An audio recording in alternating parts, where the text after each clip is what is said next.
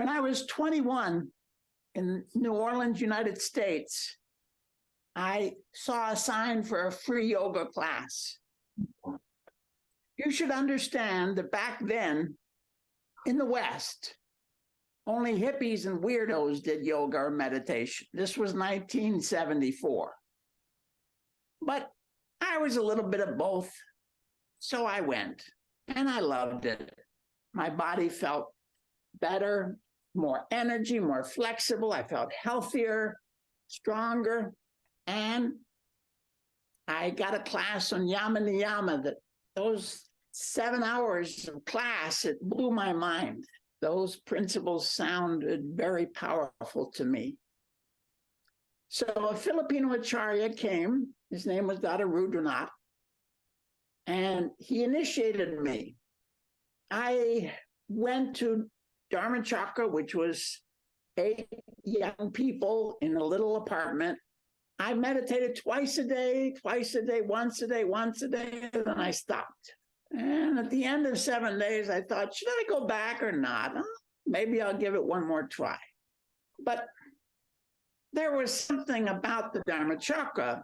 They had this photo of Baba on this table that looked like an altar. Now, you understand that in the West, the word guru usually has a negative connotation, a business guru or somebody who wants everybody to bow down to them. And I didn't say anything, but I thought it's not right to have a man's photo up there like it's a holy place. But I'm not going to hurt the sentiments of the other people, obviously. Well, after about 3 or 4 weeks, after we had the meditation, somebody told a spiritual story, and then they all went in the kitchen to prepare the potluck dinner. And I didn't leave this time. And I sat in front of the photo and I started to say, they say that you're the guru and you know everything. So I started to talk mentally to the man in the photo. And I started to tell him my hopes, my dreams. And I started to feel a wave of peace in my heart. And I thought, wow, this must not be a normal photograph. There must be something special here. I read his books. There were only a few of them in English at that time, and they were full of typographical mistakes. But they were also full of wisdom.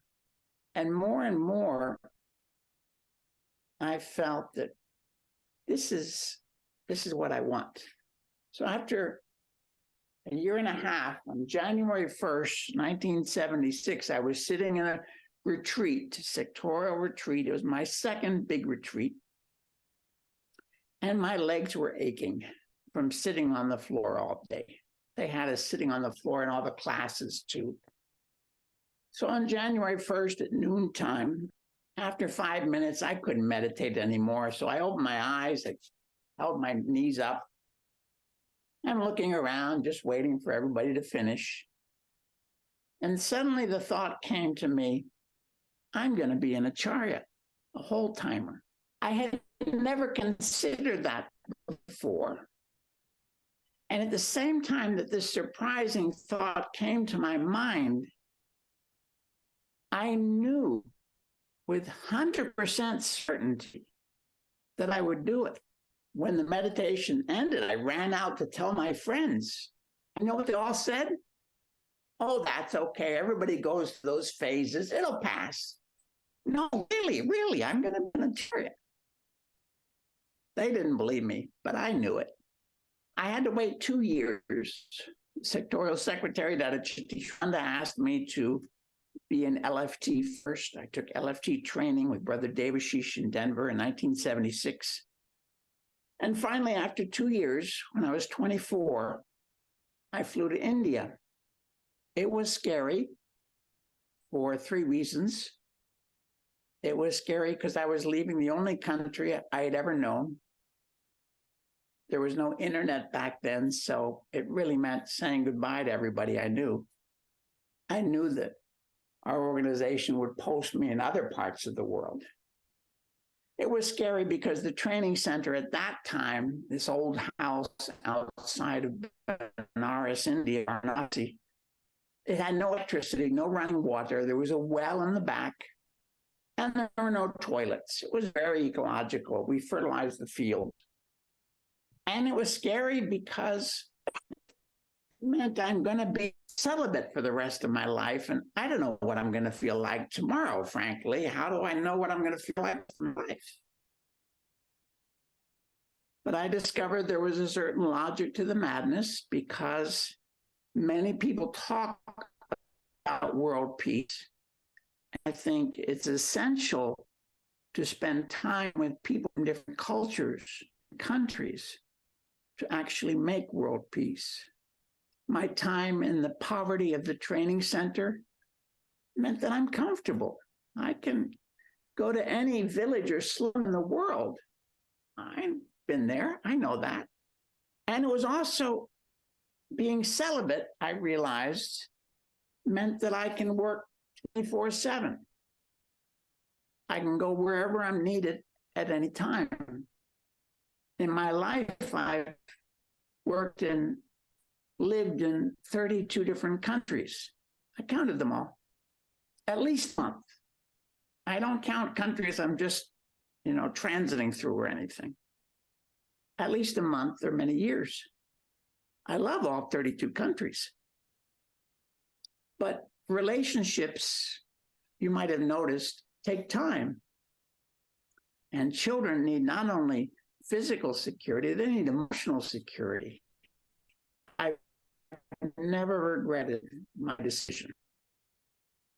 Let me tell you about my first visit with Baba, because when I went to India, 1978, January, I was determined to see Baba first in jail and then go to the training center. In jail, we had to wait for 2 weeks to get permission to go inside. And when we went inside, we would go 2 by 2, and we had 20 minutes each. One brother from Australia, Guru Charan, went with me. He had seen Baba already 2 times previously. I told him ahead of time, there's only one thing I want to remember. I want to give namaskar for 3 people who at that time were blacklisted by the Indian government, and they could not come and see Baba. One was a Didi from Philippines. One was a LFT brother I met in London for one night on the way. And one was sister from the United States. So we went into this room, and of course, there were 3 officers sitting on the right side of the cell with their shoes on, very disrespectfully. They sat in chairs to listen to everything that was said. Prisoner who guided us, instructed us, and we did sastang pranam. Baba was lying on a bed on the left side.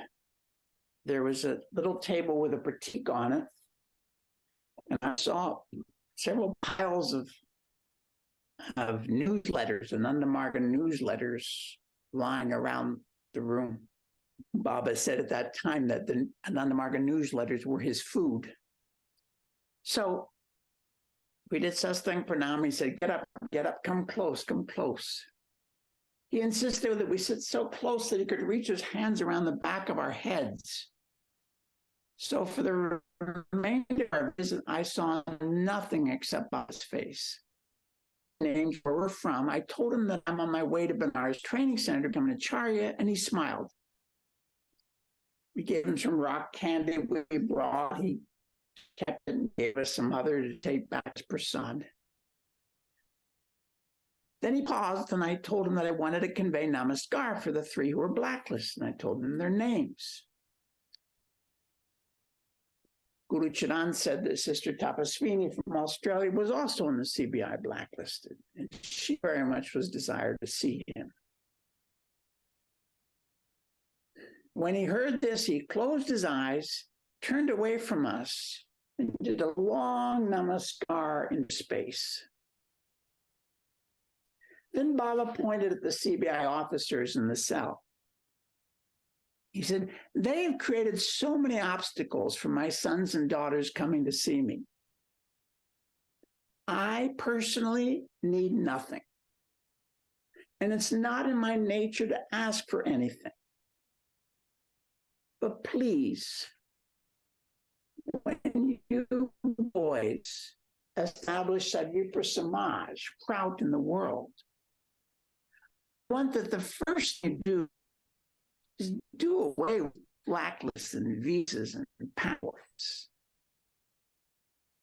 We both laughed and promised to do so. To explain, for Padma-Purusha, boundaries, human-made national boundaries, make no sense. The whole planet is given to us as cosmic inheritance for us to share. Now, he said, you boys, because there were the two of us there, we knew when Baba said, when you boys establish Prout in the world, we knew that Baba was going to do it. We're only trying to be his instruments. But after his physical departure in 1990,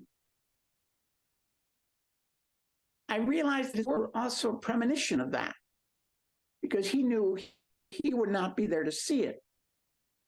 I hope that I will.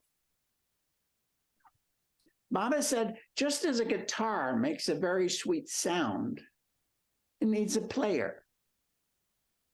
So we must be like guitars, but the player must be Padma-Purusha. He said, you must be the cosmic sons of a cosmic father. Then he smiled mischievously and said, but I must correct myself. It should be cosmic sons of the cosmic father. Definite article, not indefinite article. I said, we're your sons, Baba. And he smiled. He said, we should never hate ourselves. He says, let others hate you. You must never hate yourselves. And he said, we should never think that we're insignificant. He said, even an ant is insignificant. And if an ant dies preternaturally, he said, it will disturb the equilibrium of the universe. Suddenly I had an inspiration. I knew that in the whole training center, I'd be given a new Sanskrit name. So I asked Baba, do you have a new name for me? He paused and said, if you like, your name shall be Priyadarshi.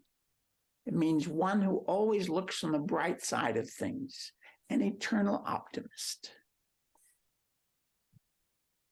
We asked about Anandamarga schools.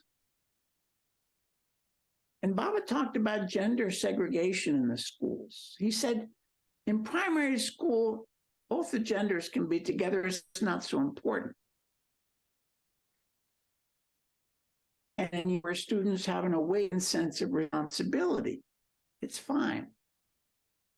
However, he suggested that in high school, at the age of adolescence, where the sex instinct awakens, but not yet a sense of responsibility, it's better if the kids are in all girls or all boys schools. Then Baba said, someday I'll write a book about child development. Would you like that?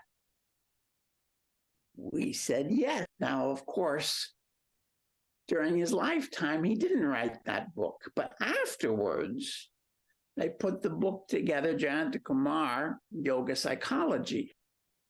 And there's a lot of pages in that book about child development. Suddenly, I heard this voice behind me say, time. I think that sound, indicating our 20 minutes was over, was the worst sound I ever heard in my life. Baba said, you know, in this universe, there are three fundamental factors: time, place, and person. But of these three, time is the most naughty factor.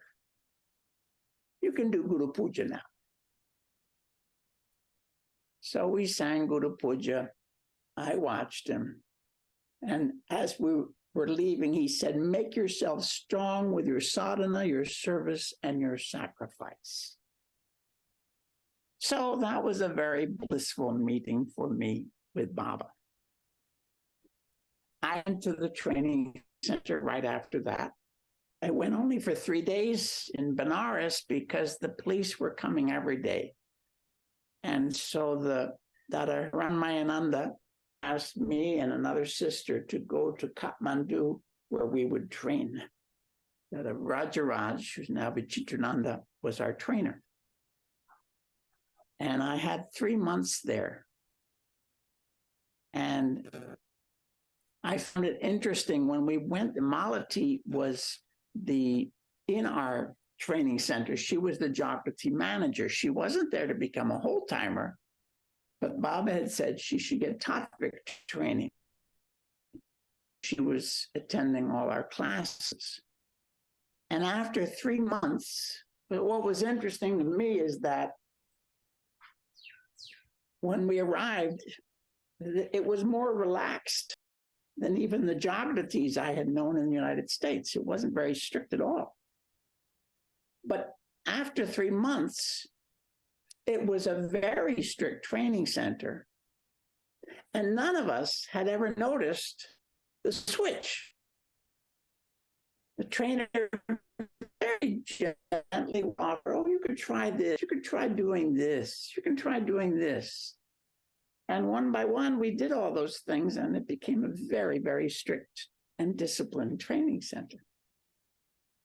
So then it was time for my week of SPT, special psychic training. I was the first one in Kathmandu to do it there. But the SPT, for 1 week, you follow certain rules and you go as a mendicant beggar. Not allowed to wear any shoes or sandals, have to wear barefoot, socks, of course. I was given 2 pieces of coarse muslin cloth, the cheapest cotton cloth from the market, the kind they make rice sacks out of, and my langotas too. And every day I was told I had to go a different place.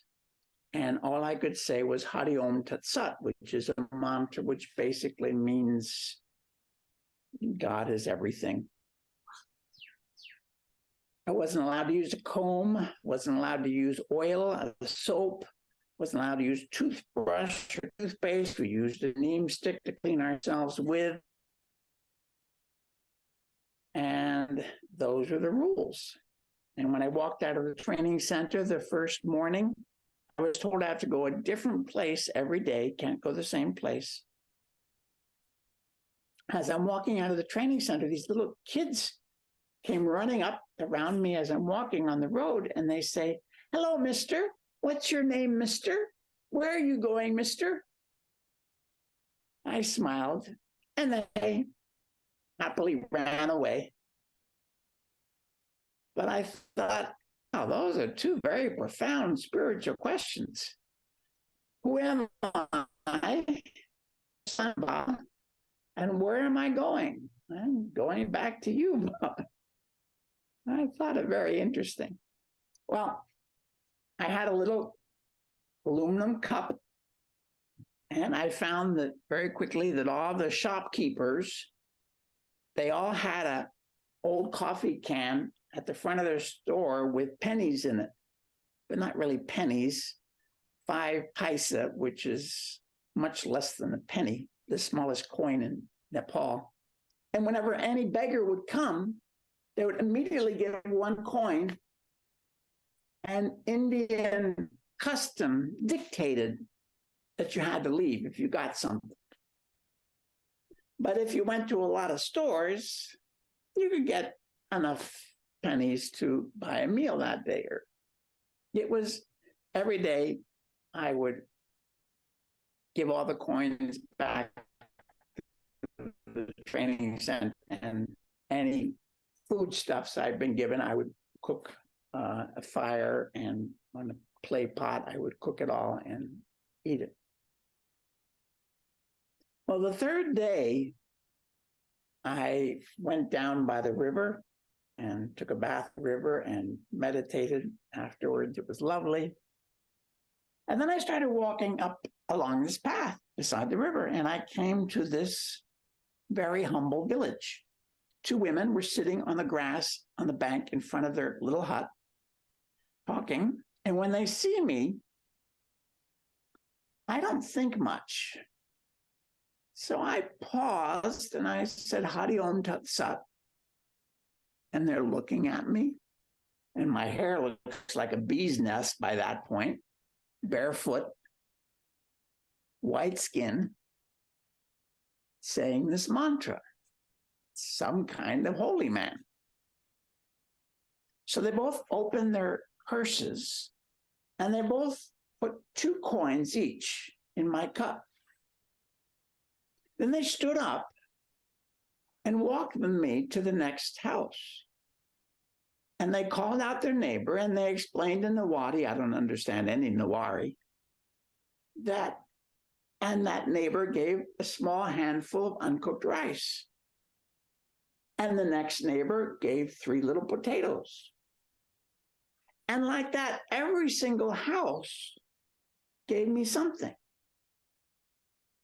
And when I came to the end of the village, I gave the most profound namaskar I could, and I left.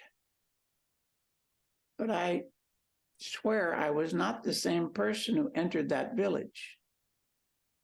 Before that, I had always wondered, what happens if I get sick? What happens if I run out of money? What happens if I get in trouble somewhere and I don't speak the language, I don't know anybody, I don't have any money? That village taught me I don't have to worry about that. I don't have to worry about me. I just have to focus on serving humanity, physically, mentally, spiritually, however I can. And humanity will take care of me. So that was profound for me. I finished 3 months. I did a month of training in Benares. And then when I had finished, I had to go back to Nepal. And by this time, I was blacklisted. I waited a month, so it had been total 6 months. And now suddenly, the same day that the ticket for my first posting arrived, also the newspaper said that Sri Sri Anandamurti would be released in 3 days. And I went back to my trainer and I said, this is wonderful news, but I want to see Baba again. And I can't because there's this black mark in my passport. The immigration had put a stamp and wrote canceled over it, which is a clear sign to all immigration officers in the world. This guy is blacklisted in India for some reason. So the trainer looked at my ticket and he says, your ticket says Kathmandu, Delhi, Europe. Why don't you get down in Delhi? I said, Dada, that's impossible. Because first of all, there's the black mark in my passport. And second of all, though they would give transit visas at that time, but the rule was you had to have been out of India at least 3 months. And I had just recently left. So for both reasons, it was technically impossible. My trainer said, no, your duty is to try. Don't refuse for them. It's their decision whether they're going to say yes or no. Your duty is to try. I said, okay. So I had a little green duffel bag with my uniform and little clothes and a couple of Anandamarga books. So I got on the plane with all these tourists. We stopped at 11 o'clock at night in Delhi for 40 minutes, I decided I would ask, and then, I'd back on the plane and go on to Europe. Well, I got to the immigration, and there's nobody there. I'm like the only passenger who got off. And so this immigration officer is looking at my passport, and because there's nobody there, there's two other immigration officers who walk over, and they're watching him too, standing right beside him. And one has 3 stars on his shoulders. Obviously somebody important, right? And I'm babbling about, I want to see this American friend. I just need 2 weeks, please. And can you please give me a visa? And trying to distract them, but they're just turning the pages one by one. And then they get to the page with the black mark in it. He doesn't say anything. He turns the page. He stamps his rubber stamp and gives me an entry visa and says, you can enter. Thank you.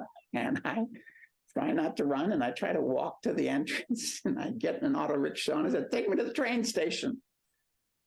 I don't know. Somehow Baba made them all blind because he wanted to see me. And so I got a train to Patna. I arrived the day after Baba had come out. But it was such a happy time because Baba was with us now. It was our VSS guards who were guarding Baba. It was a beautiful time. He was giving darshan twice a day, and it was just lovely for a few days. And then I went back and went on to my posting. So after 8 months, I had to fly to and my new posting, which was going to be in Indonesia and Southeast Asia now. So on the way, I wanted to see Baba and get my personal contact. He wouldn't give personal contact when he was just come out of jail. He was still in a wheelchair when I saw him. But after a few months, he recovered his health, and then he was giving personal contact. So I went, and this time it didn't work. Even though I'd gotten a new passport, so there's no black mark. But in Calcutta, when I flew in, they saw the black mark and they deported me. But I had bought the ticket Europe to Bangladesh, Dhaka to Calcutta, back to Dhaka, and then on to Thailand. So when they're deporting me, they're only deporting me back to Bangladesh. It's less than an hour flight. So when I got there, I went to the border. Well, I found Krishna Sevananda. Miraculously, I only told one person that I was Ananda Margii, and he was only one of 2 people in the 6 million people of Dhaka that Krishna Sevananda had told that he's an Ananda Margii, and this guy put us together. And so I went to the border with him, and at the border, I found a way to walk into India around the immigration posts and following these abandoned railway tracks. So I came to Calcutta, and I got my personal contact. It was in the Rutdeen Hotel. Baba was giving a lot of pressure to buy his house, Lake Gardens, and there were delays, and so he was staying in a hotel for 3 nights, and that's where I got my personal contact. It was very fast. Ramananda said, do you know how to do Sastang Pranam? And that's my one warning, to remember my Guru mantra. So I said, yes. He threw open the door, pushed me inside, closed the door. I did Sastang Pranam. Baba said, sit close, sit close. And then he started to ask me questions very fast.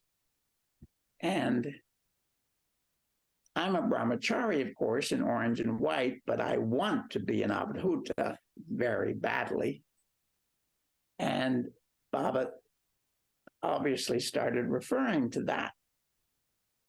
He said, are you ready to do anything? yes, Baba. Are you ready to take a human skull and kiss it with your lips? I said, yes, Baba.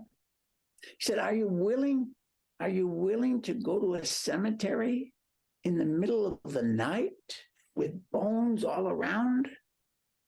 I said, yes, Baba. He said, and could you stay there at 1:00 in the morning? Without thinking, I said, with your grace, Baba. And he said, very good. Be cent% human. You can go. I thought it lasted less than 2 minutes. Maybe it was 3. But I didn't care. I was in bliss. I got what I wanted. Well, what happened after that was I went to Indonesia for 2 years, and then I went to Philippines. And I was working sometimes in Malaysia. I was in Southeast Asia. And what happened was I needed an operation. A kidney stone had developed. And because of the kidney stone, it meant that I was getting a lot of pain. And we got doctors to look at me, and they said, what you need is an operation. They didn't have more fancy ways to take out a kidney stone at that time. So I got an operation. They cut me from the front to the back and spent a week in the hospital. I really needed the painkillers. And then I spent another month recovering. But for me, that month, or 6 weeks or so recovering, it was a spiritual retreat. I was growing physically, mentally, and spiritually. And I felt that Baba was with me all the time. They even got me a little so I could hear kirtan all the time. So after a few months, I guess it was almost a year after the operation, I visited Baba again in India. I attended reporting sessions. But in my mind, I wanted to express my gratitude for how he had taken such care of me spiritually during and after my operation. But what to say? Finally, I decided I wanted to tell Baba that I was his son. It's not a very profound idea, but somehow it's what I wanted to express.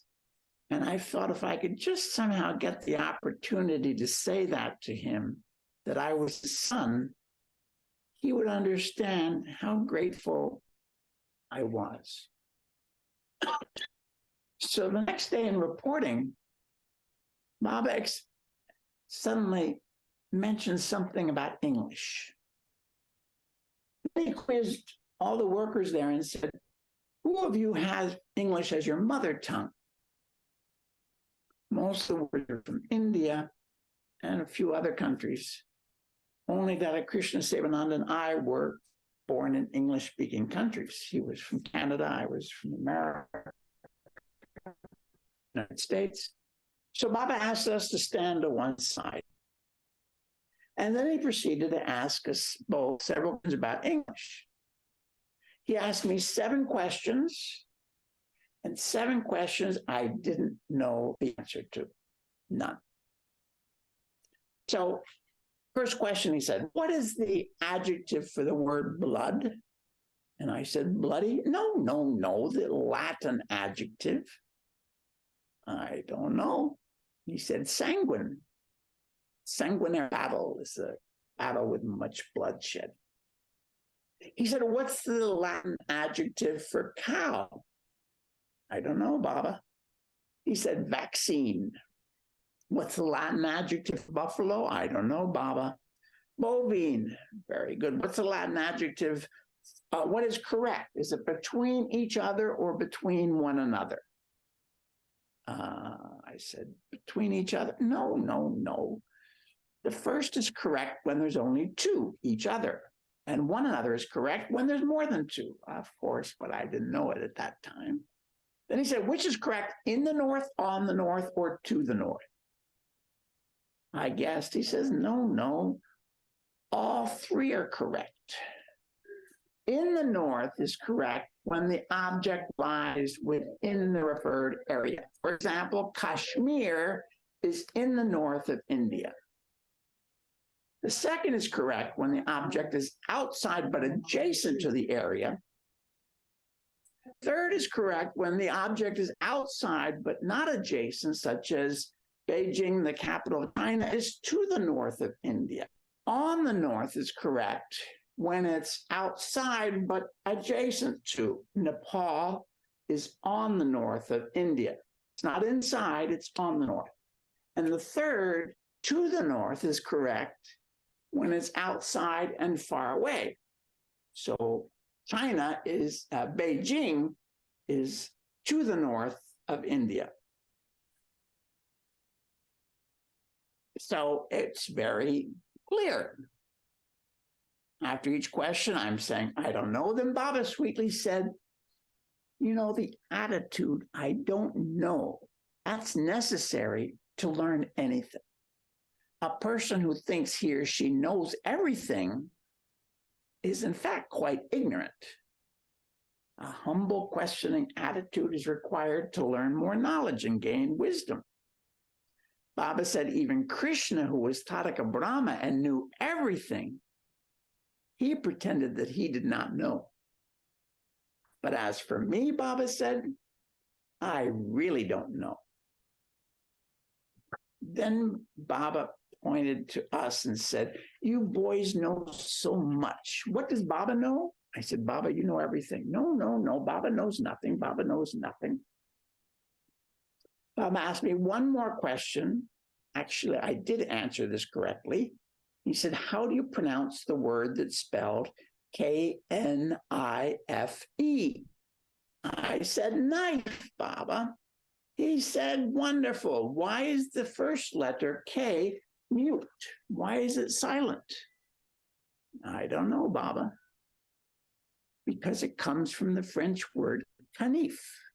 So when the word entered English usage, the first letter K was maintained, but it became silent.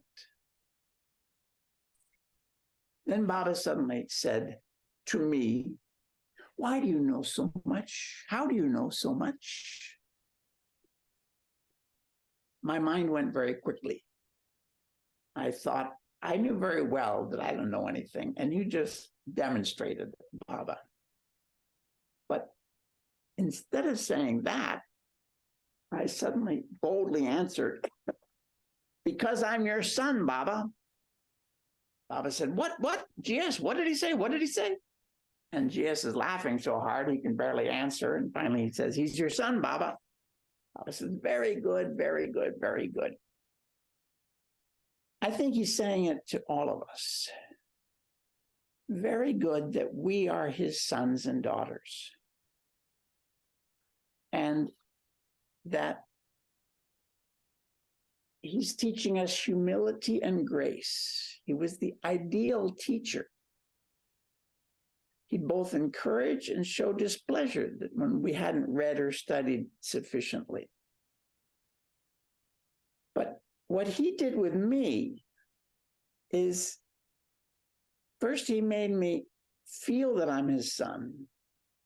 Then he gave me the desire to express this. And finally, he gave me the opportunity to tell it to Baba. Anyway, that was my experience with Baba as my English teacher. He wrote a book, Sarkar's English Grammar and Composition. You can find these and so many more teachings about English. Book, Sarkar's English Grammar and Composition. In 1985, I was working in Maharlika, the Philippines.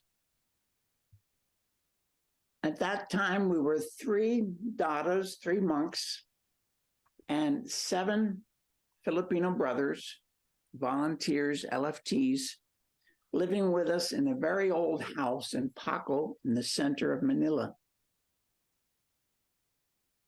One night, a fire took place just a kilometer away from where we lived.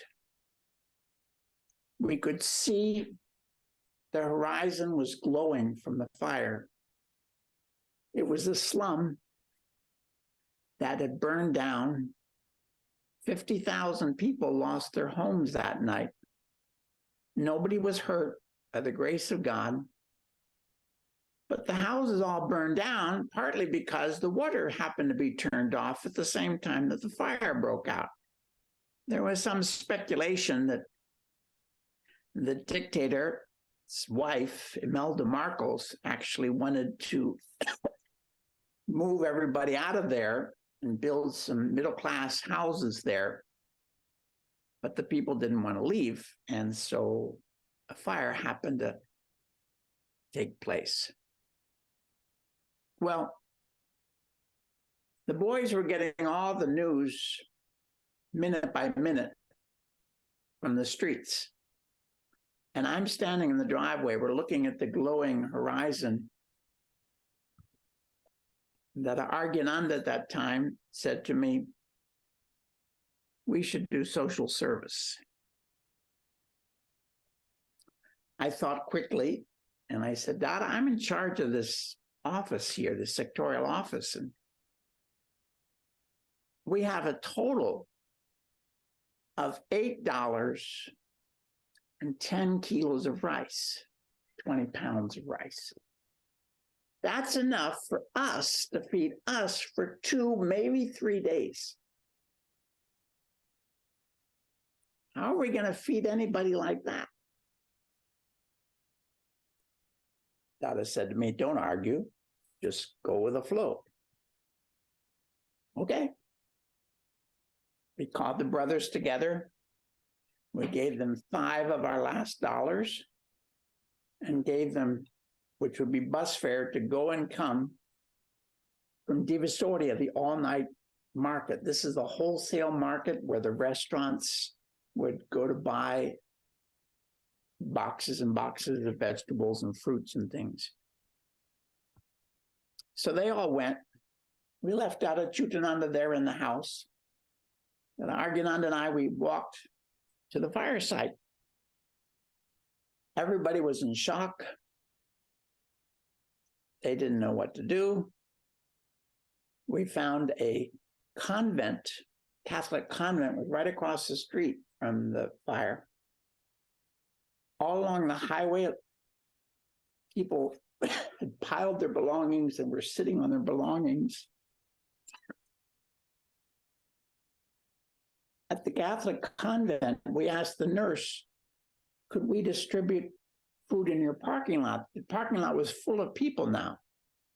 They said, "Of course, please." So on the way home, we stopped at a little sari-sari store, tiny store. They only had a candle burning that night for some reason. And with our last $3, we bought 2 cans of milk. They don't have much fresh milk there. And a big piece of ginger root. I said, "You're not going to feed many people with that."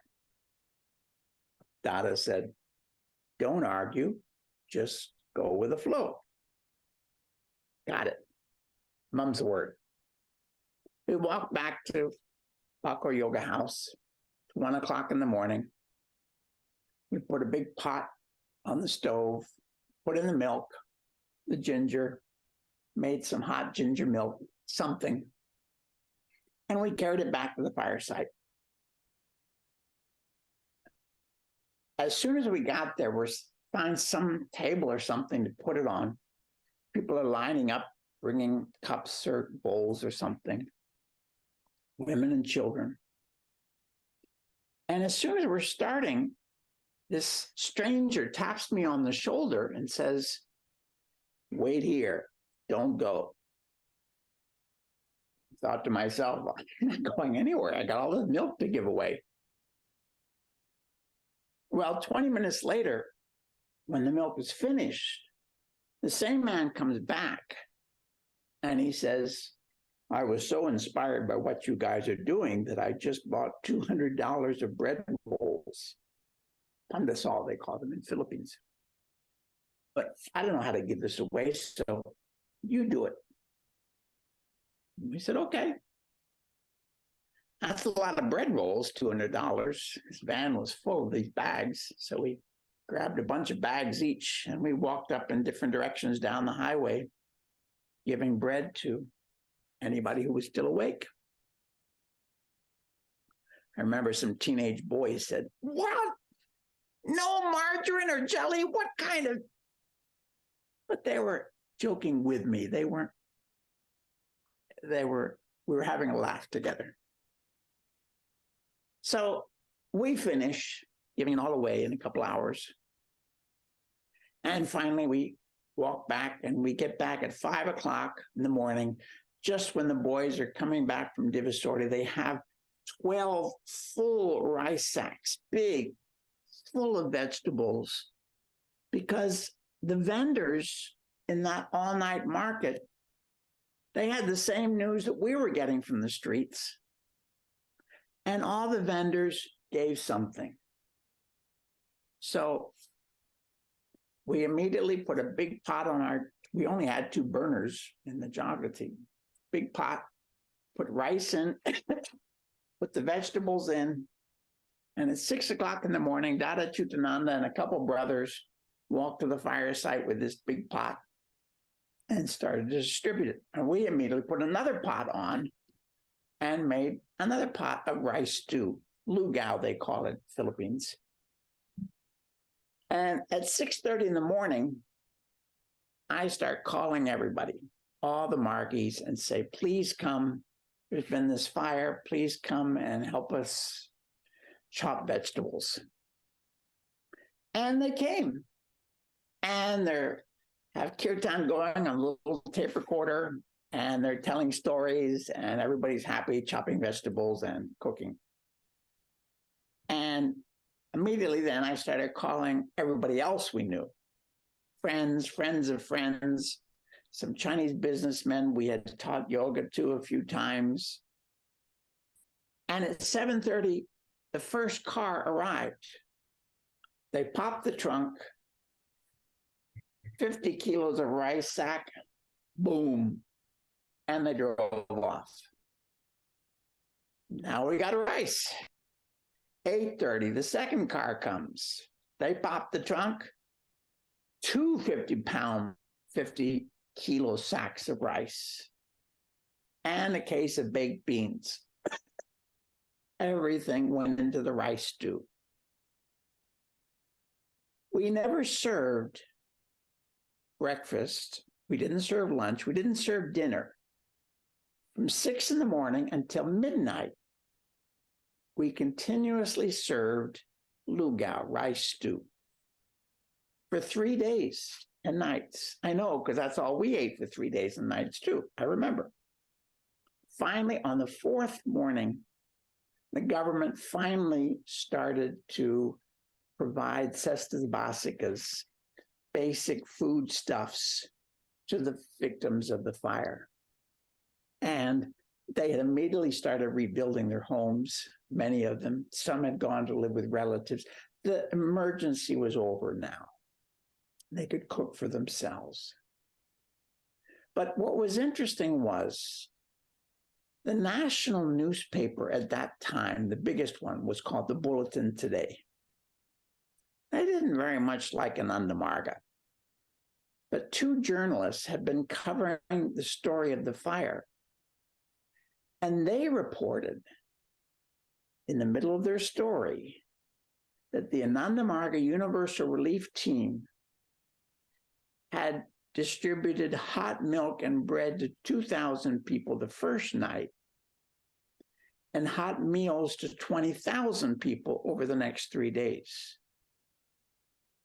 All that with only $8, 10 kilos of rice, solidarity, and grace.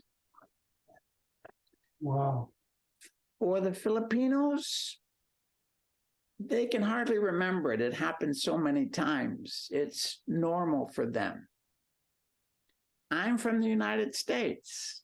I have this rational mind, which counts and figures, and it was amazing for me. And it was a big lesson in what we can do together with Baba's grace. Very inspiring. The next story I'd like to share with you took place in 1987. And at that time, I was in Kuala Lumpur, Malaysia for a year. And I gave this class to a few people about the 8 limbs of Ashtanga Yoga. But I felt very unhappy because the 8th limb is samadhi. And I had never experienced any kind of samadhi. I had read the autobiography of Swami Yogananda, Autobiography of a Yogi, and also Swami Rama, and they both had stories that were very similar. When their spiritual longing was so intense that they were about to commit suicide, their gurus blessed them with samadhi, and their meditation was never the same again. So I decided I would try to do a long fast on lemon water. I completed my duties in Kuala Lumpur, and on the 3rd day of my fast, I took a bus to the hills. Brother Guru Kesh, a devoted Margii brother from Malaysia, he was the manager of a tea plantation. He took me to a remote forest surrounded by the tea plantation. And that forest had a little pond of pure drinking water. He had tested it himself. And just beside it was a little cave, big enough to shelter me, I had salt and a big bag of lemons. So I took the Sankalpa determination that I would not leave that place until I experienced samadhi. Well, Baba had other plans. I started feeling a pain in my sciatic nerve, deep in my right thigh, in the back of my right thigh, that gradually became intense. By the 3rd day, tears are forming due to the pain. It's unbearable. Baba created the situation where I had no choice except to go back and seek treatment. So after a terrible hike back, 7 miles, I kept stopping. I finally got to Guru Kesh's house. I broke fast there. The pain went slightly better. When I got down to Kuala Lumpur, I went to see a doctor. And he explained that it seemed as if I was suffering from a pinched nerve in my lower spine. He showed me then 1 or 2 exercises to stretch that part of my lower back. But then he said, "Didn't you say you were a yoga teacher?" Yes, I did. Well, maybe you can find some postures that will help. It's true. In only 3 days of experimenting with all the postures in Charya, I discovered that Utkatta Vajrasana, which is the difficult thunder posture, it worked perfectly. It stretched my lower back and the pain vanished. Not only then, it happened at least 30 or 40 more times in my life. Whenever I'm carrying heavy bags or something, I start feeling that pain. Within a day of doing Utkatta Vajrasana, the pain's gone. Well, 3 months later, I visited India. But I still never got what I wanted, right? So while watching Baba leaving and coming back from field walk, I mentally sent him a request. I said, Baba, please give me success in my sadhana.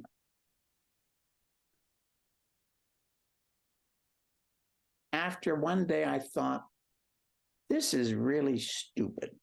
Baba, I want you. That's all I want. The next day, June 3rd, 1987, I got the chance to attend Baba's seminar class on yoga psychology. In the downstairs hall of his Lake Gardens residence, only about 30 senior Avadhutas were allowed to be present for this particular class. As he sat down, he said that he wanted a volunteer to come beside him for a demonstration.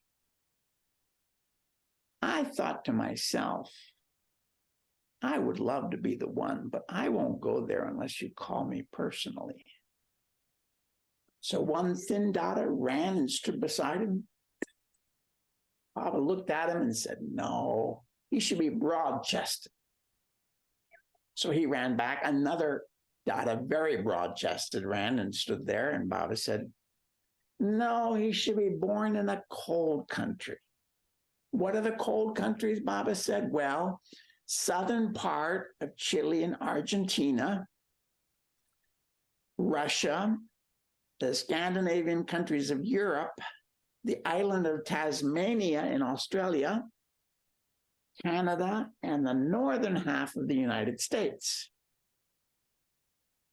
Oh, by that time, it was clear to everyone in the room that I was the only one everybody else was from India. I was the only one present who qualified, so they called my name, and I very gratefully went and stood beside Baba. Baba began, in the time of Shiva, yogis and biopsychologists preferred cold climates. In those days, they did all kinds of parapsychological research. Even now, yogis run to the Himalayas for this purpose. Ananda Marga sadhana is a biopsychological practice. I was in heaven, standing just beside Baba.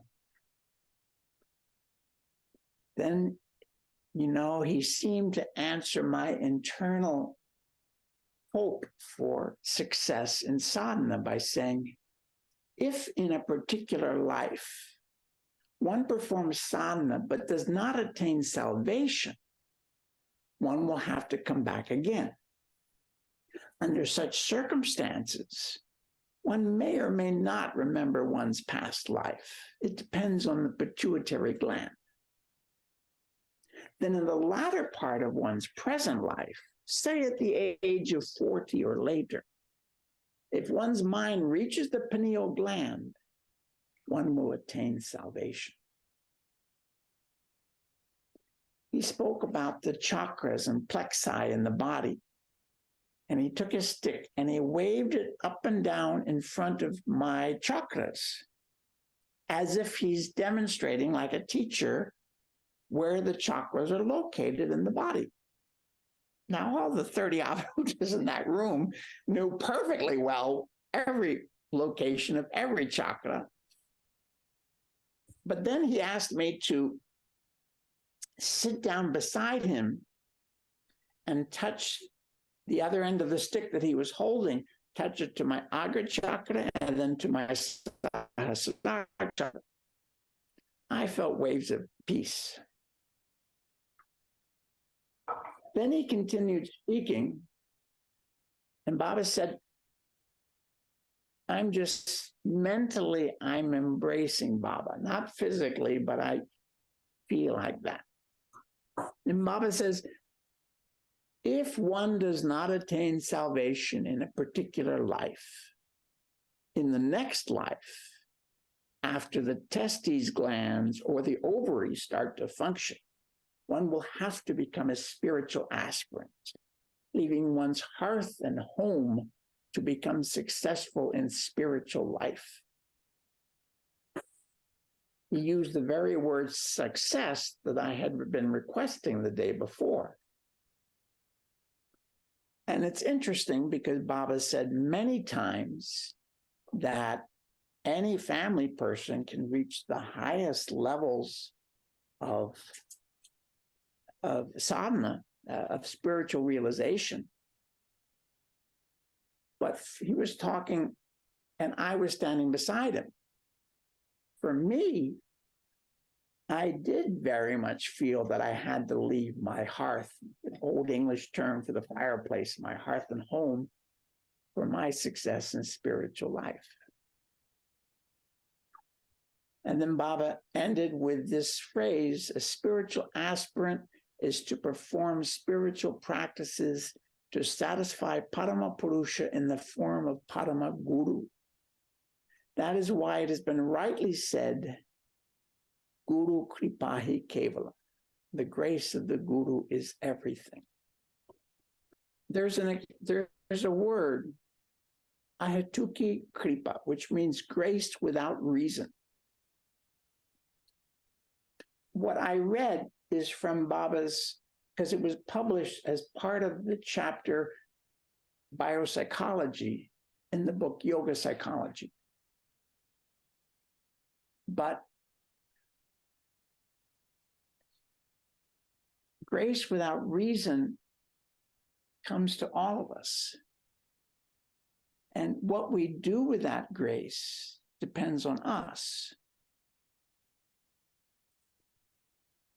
So 6 months later, I received a letter from Calcutta that said, from Dada Shraddhananda, that I'm so happy to inform you that your application for Vishesh Yoga has been granted by Baba. Baba was kind enough to accord his permission for you to learn it. Come whenever you can for the same. Grace without reason. There's no reason I should have gotten it, but Baba gave it. In August 1979, Baba visited Bangkok, Thailand.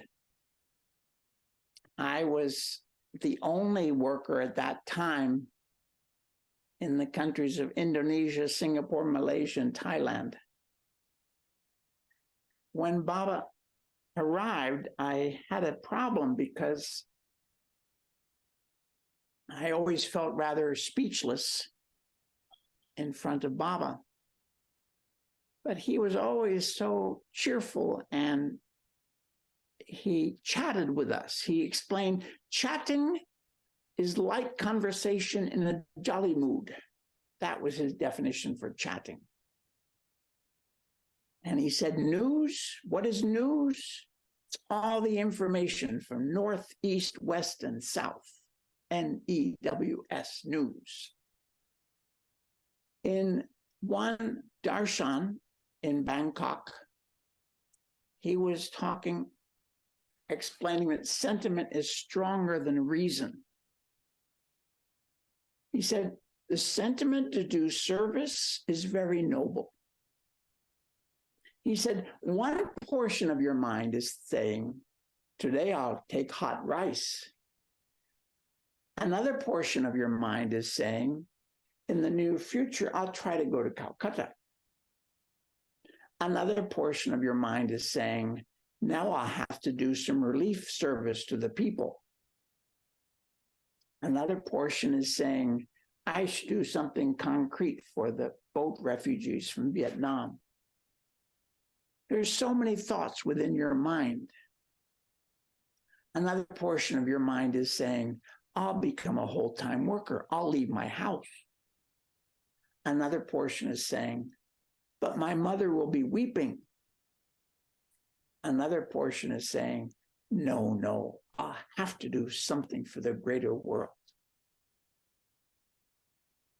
At the end of that darshan, as he prepared to go, I asked him if we could sing Guru Puja for him. We did. And then after that, he starts to put his slippers on. And I'm sitting right in front, and beside me is Sister Savitri from Singapore. She suddenly screamed and grabbed Baba's feet. Our brother VSS Jyotishwar from Singapore, he jumps in and tries to pull her off, but she's not letting go. She is crying at the top of her lungs and holding Baba's feet very tight. He's just smiling and saying to all of us, "What did I tell you? The heart is sentimental. The tears come from happiness." At night, many Margies and I went with Baba on a field walk. It was the place we had planned to go was closed, so we're just walking along a country road. And there's very little lighting. We have a torchlight, a flashlight. We had told the Margies, don't ask questions, just listen to Baba. Let him say what he wants to say. But Brother Sanjay from Singapore said, "Baba, do you speak Chinese?" Baba pretended that he hadn't heard the question, and he continued talking about something else. Then he stopped and pointed to one dark tree standing beside the road. He told the name of the tree in 6 languages, in Bengali, Sanskrit, Hindi, Thai, Malay, and Chinese. He also told something about the history of the species and how it was introduced to Thailand. Then he pointed to another tree. In the darkness, I could not even see it clearly. It's another black shape over here on the other side of the road. Again, he told us the name of that tree in each of those 6 languages. He did this with 4 more trees along the road. Later, at the end, I asked Sanjay about this. He said that though Chinese was his mother tongue, he didn't know the names of those 6 trees, but he says Baba was teaching him Chinese. It was perfect pronunciation. Baba and his party went to the airport early Friday morning on August 10th to fly to the Philippines. So he was speaking in the airport about the English language. He says, "I have no special sentiment for English," he told us. "I use it because it's a linked language. It allows people who speak many different languages to communicate with one another." Well, that night, Baba came back from the Philippines. All the Margies from Singapore and Malaysia had left right after Baba departed from the airport. They took a train back. So suddenly few workers have 5 more days with Baba. One of those, a young brother from Thailand, a student who was a musician, he walked with Baba. And Baba told him about Thailand, about the ancient history, and how the first civilization came to Thailand from Bengal, India. He dismissed the current theory of historians that they teach in school that the people had come from China. He said, really, there are almost no Chinese words in the Thai language. Then Baba said, the Margii asked about the future of music. So Baba began by explaining that the folk music of every country is simple music. It's easy to listen to, folk music. Higher than folk music is classical music, which means refined music. And he mentioned Western classical music, Indian classical music, Chinese classical music. Bhajans, or spiritual or devotional songs, are a high form of classical music. Higher than classical music is kirtan, music which causes you to lose yourself in it, Baba said. Listening to kirtan causes you to forget the time, to forget whether you've eaten, to forget sleeping. It causes you to lose yourself in the music. Higher than kirtan, Baba said, is only God. That's why after bhajans, your mind doesn't want to listen to classical music. And after kirtan, you don't want to hear more bhajans, you want to meditate. Baba said, if you ever want to compose a new piece of music, you should do it after meditation. There was one night that was very tantric. Dada Abhidevananda, Brother Sham Sundar, and I went with Baba in a taxi. And it was dark, it had been raining. And I'm sitting in the front of the taxi, and every time I look behind, Baba is silently back there. And I thought to myself, Baba, if only I could feel you right there every time I look over my shoulder. As we walked around the park, Baba talked about his deportation from the Philippines. He said, they say I'm a dangerous man. I'm not a dangerous man. I'm a strong man. Imagine, they're scared of me and I'm only 5 feet 2 inches tall. Baba said, you know how a fish store smells? Ugh, you won't like that fishy smell. But some people like that fishy smell. Only those who like the fishy smell of selfishness are afraid of me.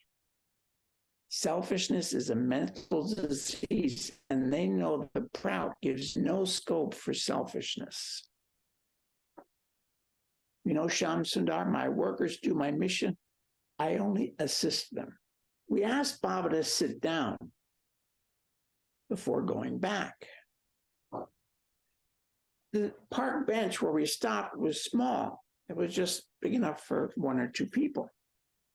He started to sit, but suddenly stopped halfway down and said, but where will you sit? I answered, on the ground at your feet, Baba. But the grass is wet, I think. Of course it was wet. It had just been raining. But I didn't care. So I patted the wet grass with my hand and I lied and I said, it's not wet, Baba. So Baba sat down and we sat down. We were there for 10 minutes. We never got wet at all. I felt a very strong sense of Baba's strength. And sitting there, he quoted a poem by Rabindranath Tagore. Rabindranath Tagore said, when the serpents are breathing out venom, then should I give a call for peace? No, people will think I'm a fool.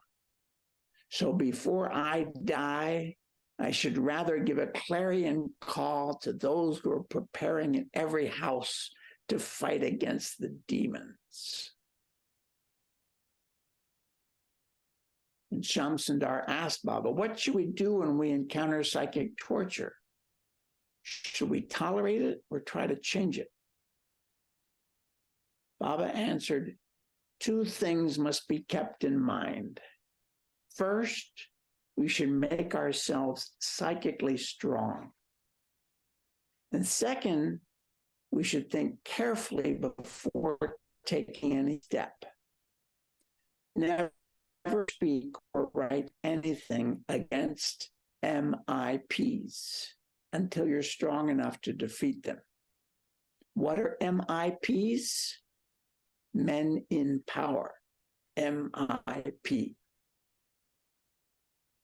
Keep mum. don't be foolish. Speak plainly and simply. Be straightforward, but don't be foolish. Do not speak directly against demons, or they may become brutish. Even about Indira Gandhi, I always used good language. Baba said, in public speaking, oratory is your strength, science of public speaking, oratory. On the battlefield, your banner, your flag is your strength. In danger, patience is your strength. Baba said, I have faced much danger in the past. Once, when I was a boy of 18, our house was surrounded by a mob in communal riots. That means religious riots. But I kept my patience, took correct action, and survived. There's danger even now, Baba said. We must always keep our patience. The last thing I'd like to say is that when I was a new Margii, I read in the book Baba's Grace that there are 3 kinds of devotees. The first kind thinks he belongs to everyone, so therefore he belongs to me too. The second type of devotee thinks he belongs to me and also to everyone else. The third type of devotee thinks Baba is mine and mine alone. I could not relate to this at all. I could not understand how anyone could feel this highest type of devotion. It just didn't make any sense to me. But something amazing happened in Bangkok. Baba's loving attention made me feel that I was the most important person in the world to him. When I saw Baba in a room full of people with my dear sisters and brothers, I still felt somehow that I was alone with him. He would say something to everyone, then he'd say something to me. He'd smile at everyone, then he'd smile at me. I felt that that whole trip was only so Baba could be with me. And that, I think, is what we're all trying to realize. Baba made this whole Ananda Marga for you. All of Baba's teachings are for your growth. Everything is so that Baba can be with you and with me. In 1990, I was in Indonesia at a retreat, big retreat. And I had a Baba dream at night when I was sleeping. I woke up and I wrote it down immediately. I wrote it down because, one, I very rarely have a Baba dream, and almost never do I hear Baba speaking to me in the dream. I also wrote it down immediately because I didn't understand it at all. This is how the dream went. I'm sitting in a car at night, parked in front of a dark house that I know is one of Baba's houses. A couple of workers were in the back. They open the door and get out. I'm alone in the car. Suddenly, Baba gets in and sits in the passenger seat beside me. I immediately embrace him. Baba said, "Thank you for the warning that you gave to the organization so the organization could take proper steps in time." In the dream, I thought, Baba, you don't need me to give any warning. You know everything. But I didn't say that. And then Baba said, I have to go now. Don't you have any work to do? I thought, Baba, we're just talking for 5 minutes. I'll go back to work. I mean, Baba gets out of the car, goes into his house, and I wake up. So I wrote down what I just told you, but I didn't understand what it was about. A week later came the news that Baba was in a coma. That's what we heard. I flew to Calcutta. Of course, Baba had passed away. It's October 1990. And after I saw Baba's body, I suddenly remembered the dream. And when Baba said at the end of the dream, I have to go now, I realized he didn't mean he had to leave the car. He was referring that he had to leave the planet. I think he was letting me know that he had to go, and he wanted me to feel okay about that. He wanted to prepare me. About the important work, I realized that's the rest of my life. All my work for Prout, that's what I'm trying to do, to let the world know about Prout, because I think it's the most logical and rational way we can make a better world. You've done a lot of work in Prout too, haven't you? Yes, I've done a lot of work in Prout. I've actually, what happened is Jayanta prepared a book called Proudest Economics. And he said, any economist will really appreciate this book. We translated it into Spanish and Portuguese. I made a point of handing it to economists in South America. And the response inevitably was, Baba's repetitive. He repeats himself again and again in different discourses. He doesn't refer to any other footnotes to all the people who has similar ideas. Baba didn't do any of that. It's all like unique. I decided to write a book. There was a study guide that had been made in New York sector. I tried to edit that, and I got so frustrated. It was very difficult to make that in language for the public. So I wrote a book called After Capitalism, Prout's Vision for a New World. I published it in 2001. I got Noam Chomsky to write the preface for the book. And 10 years later, when I tried to update it, I realized I really needed to write a new book. So I wrote After Capitalism, Economic Democracy in Action. Those books have sold about 12,000 copies around the world.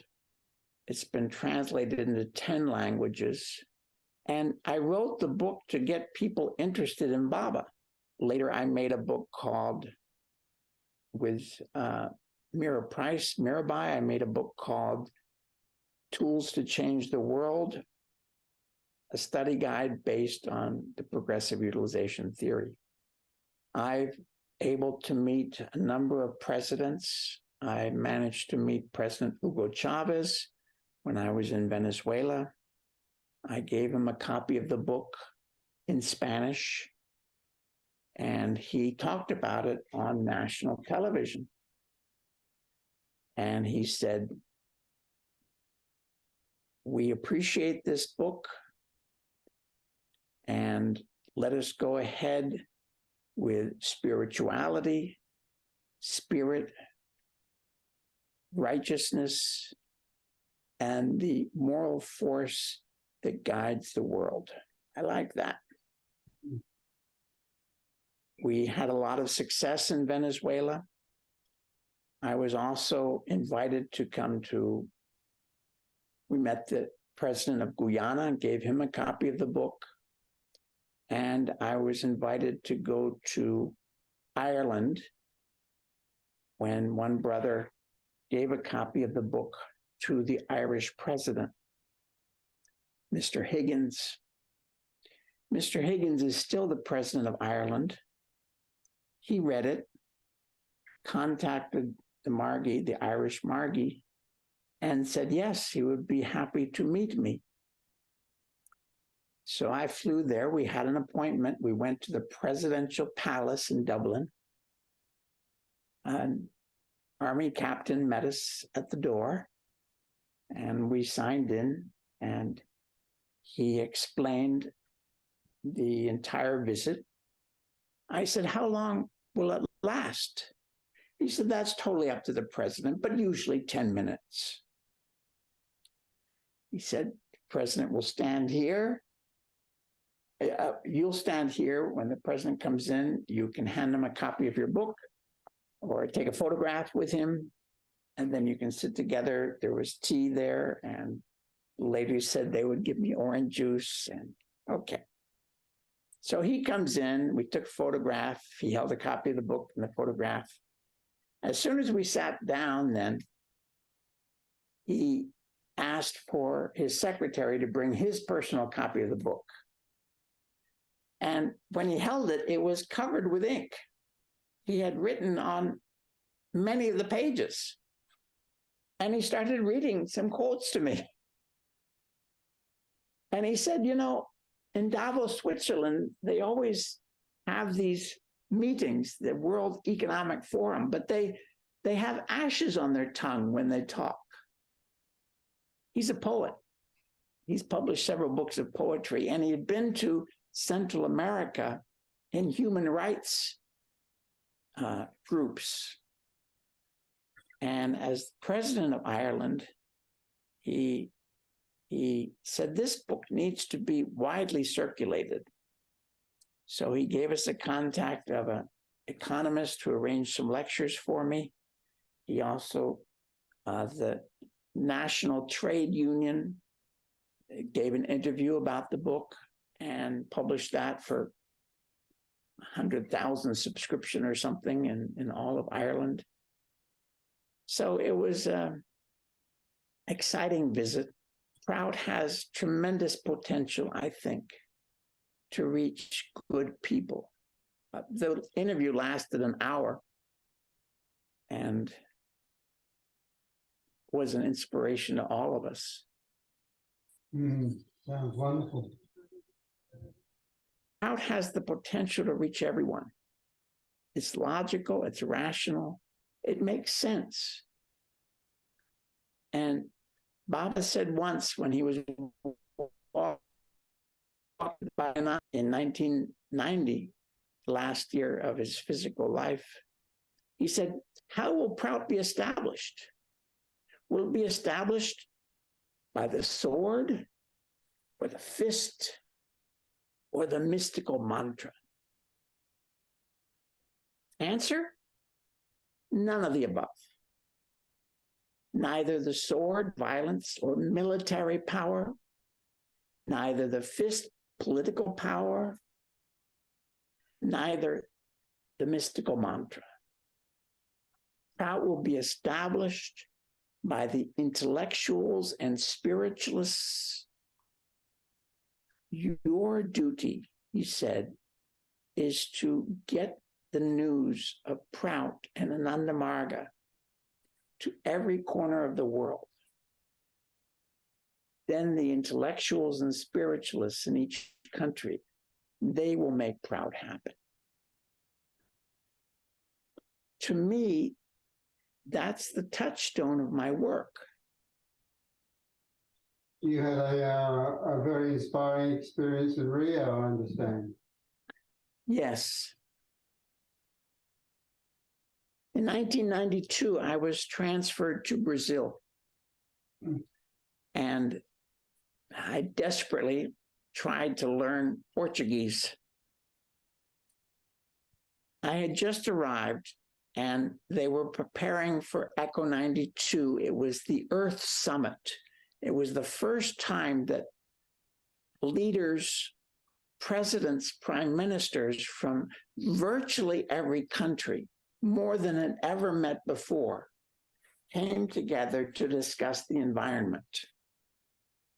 Not that they all wanted to be there, but they had to be there to show that they cared about the environment because of their people. That meeting had top security around it.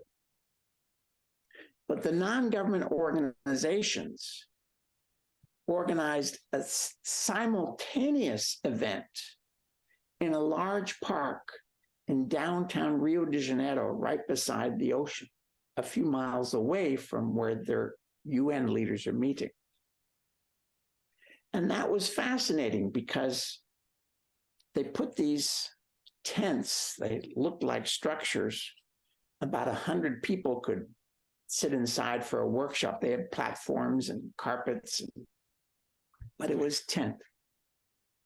And there were about 14 of those throughout the park. And booths were set up by organizations.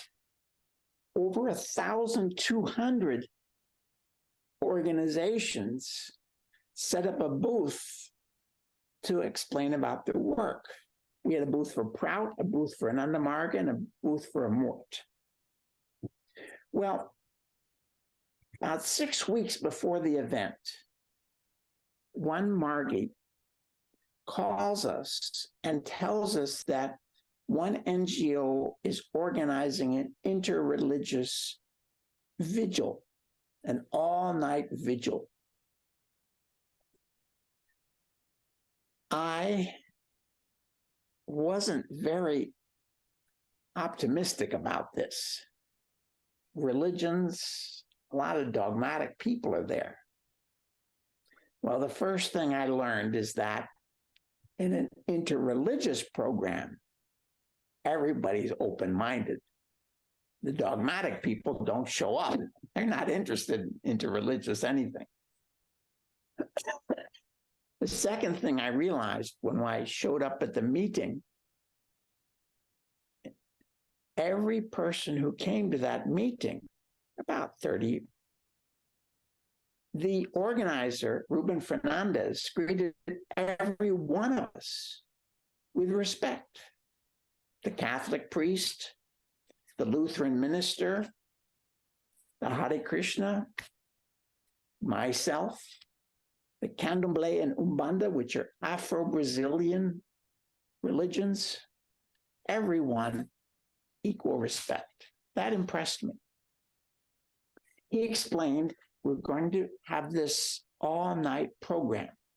The park would always close every night at 6 o'clock, but that night, or 8 o'clock, I guess, that night, it would be open all night. So at 8 o'clock, in the amphitheater, we'd all start together. I suggested candles. Candles are nice.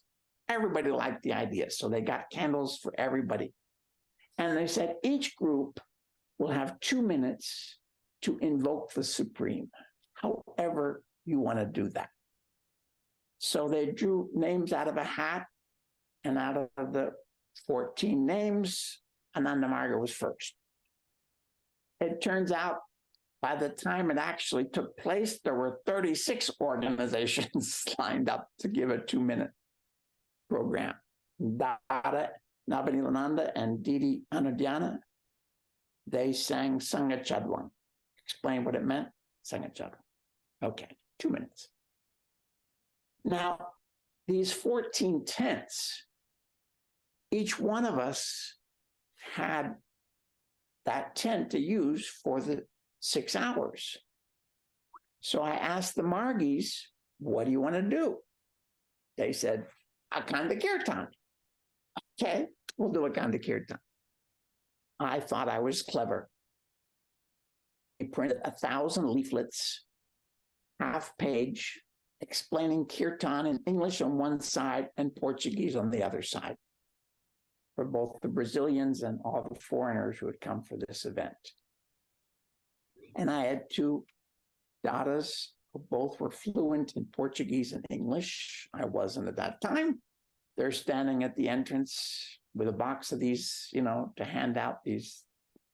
And I said, if anybody wants to ask questions, you can explain, and if somebody's really interested, you can even invite them to join us. Okay, that's the plan. A couple hours before the event happened. It was really hot. I got a friend's permission to go across the street to the hotel and go up to their room and take a shower, cool down before the night. On the way down in this long elevator, as soon as I got in, there was an African-American drummer who was wearing a very colorful dashiki. And he was a professional drummer. He had played with John Denver and many other musicians. I didn't recognize the names. And he asked me right away, "Are you a sannyasi?" I said, "Yes," because he had been to the Kumbh Mela in India. He said, "Well, why don't you come tonight to this interreligious program? It's a vigil, all-night vigil. Just come." I said, "Maybe so." We got out of the elevator. That was it. After the opening ceremony, we started the kirtan. Within 15 minutes, there were a total of 90 Margiis. Margiis, friends of Margiis, former Margiis. They started doing kirtan. And the kirtan was good. That African-American drummer I told you about, he suddenly is at the door. He looks around. He sees a pair of tablas drums from India, and he sits there and starts making incredible drumming. So the sound is just booming. It's fantastic. Everybody's singing. The music is great. All around the tent, there are over 1,000 people packed. We know because the two Dadas, they couldn't say a word because the sound is so loud. People are so packed. They distributed 1,000 leaflets. In 10 minutes, they're finished. We threw open the sides of the tent. Kamala wrote in big words on the whiteboard, Bhavanam Kevalam in English and Portuguese. And I'm just watching. And the first college student, right at the front, she's watching. She sees over here is a big pile of shoes. She throws off her shoes there. She puts her hands up in the air and she joins the dance.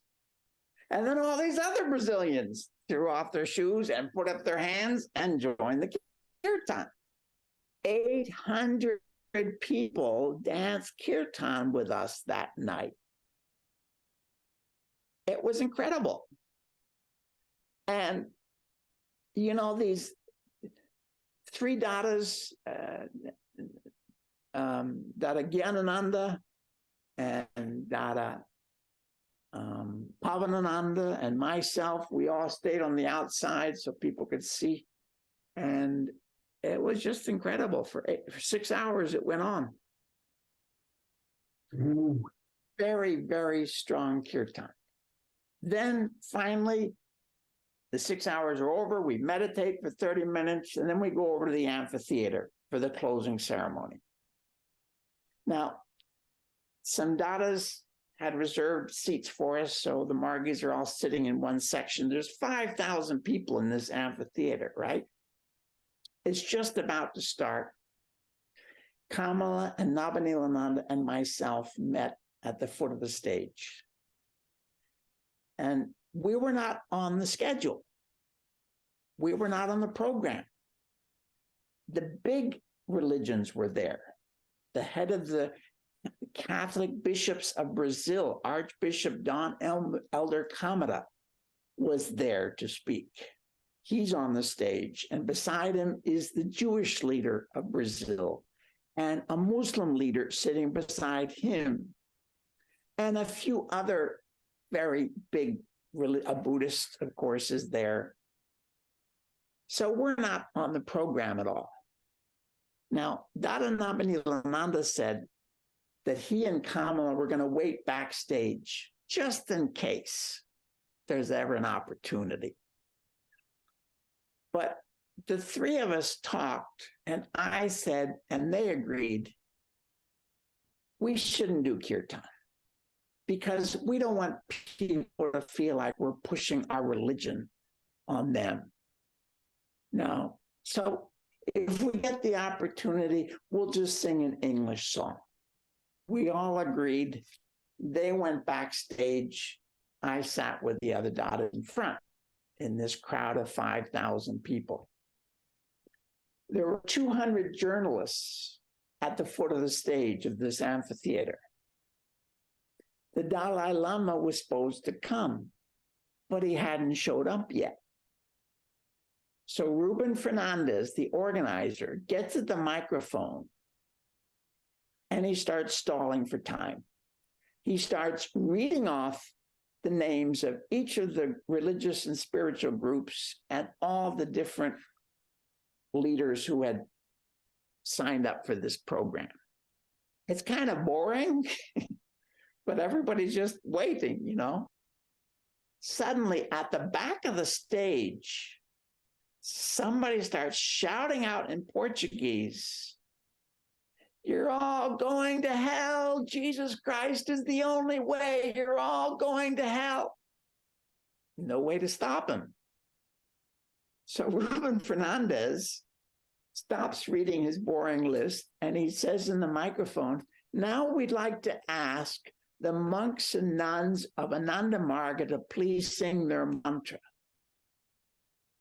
What did he say? Navanilananda and Kamala ran to the microphone. He's got his guitar.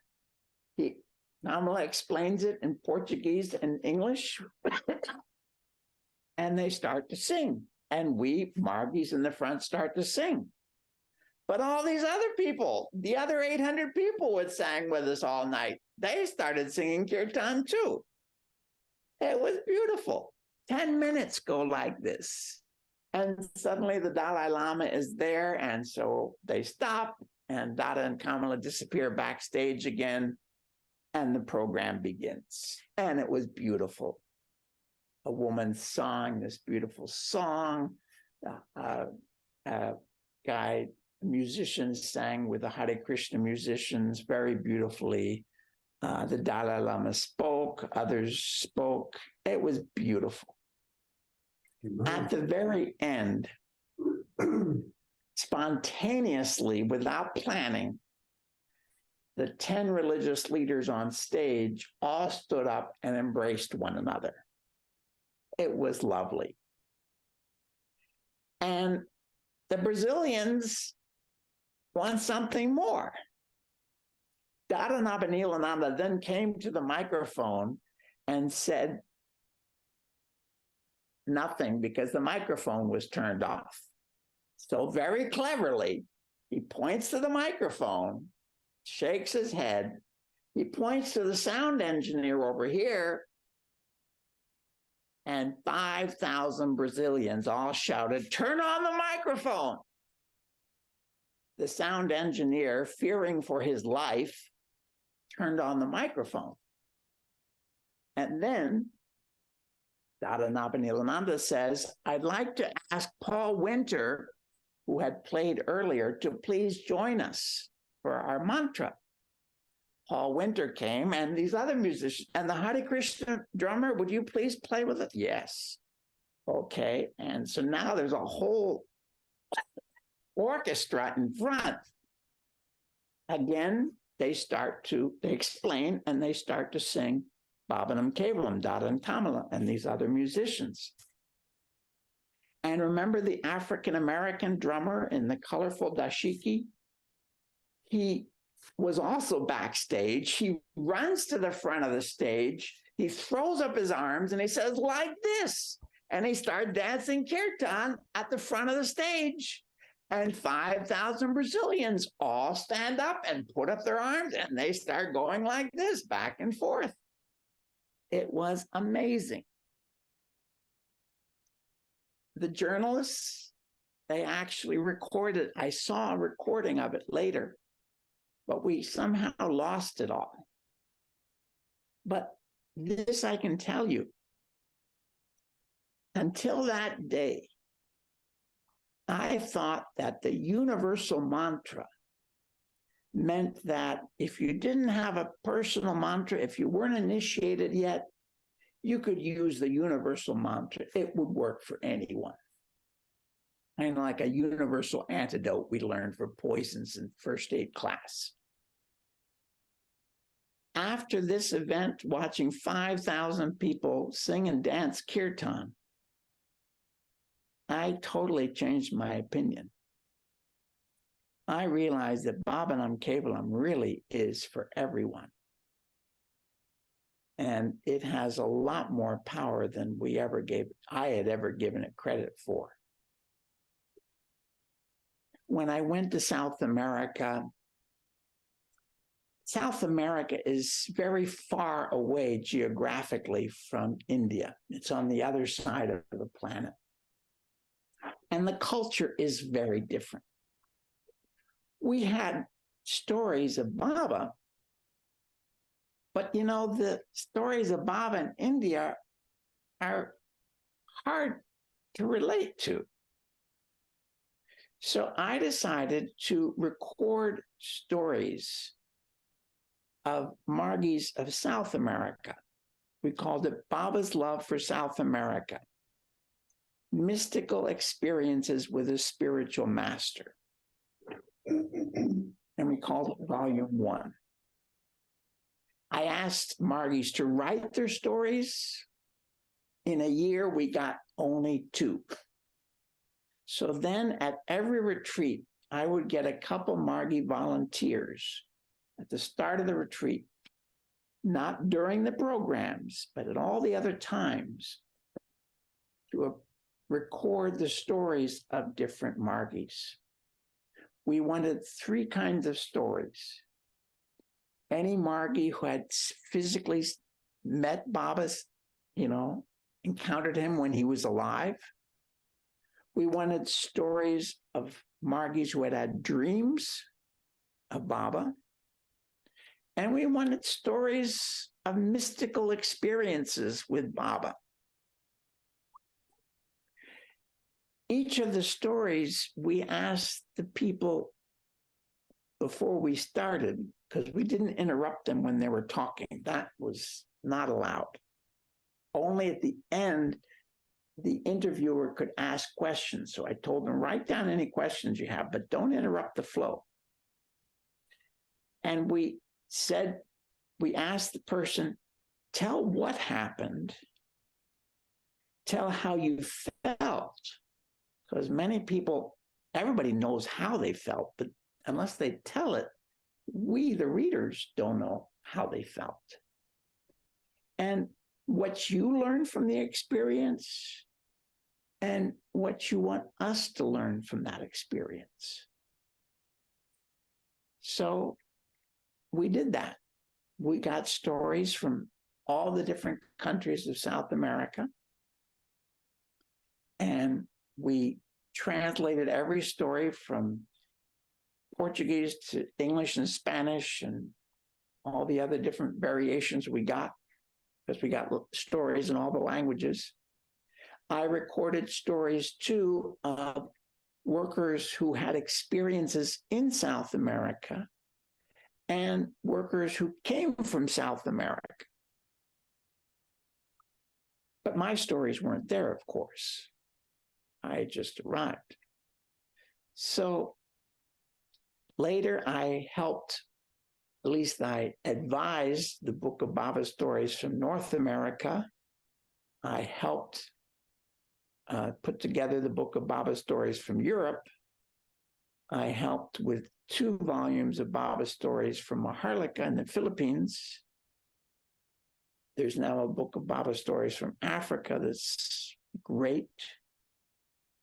And like that, the stories are endless because I think Padma-Purusha is infinite. And so I think the stories of people are infinite. And I encourage everyone to record their stories and to share their stories. At the very end of the book, I had to write the conclusion, what it meant. And I struggled a little bit with this. 2 of the stories were by Margiis who quit. They're not doing meditation or anything now. But the stories are pretty good, so I thought I wanted to include them too. So I said this finally. Stories, some of them are dramatic, and some of them are very simple. But all these stories inspire us, whether they happen to us personally or we hear about them from other people. But the goal of life is to merge with the divine, with the infinite. And to merge with that, you need to do sadhana. So whereas the stories can inspire us, no story can take us to our goal. They can only inspire us to keep doing sadhana and keep doing our spiritual practices so that we do reach that goal. That's the beautiful part.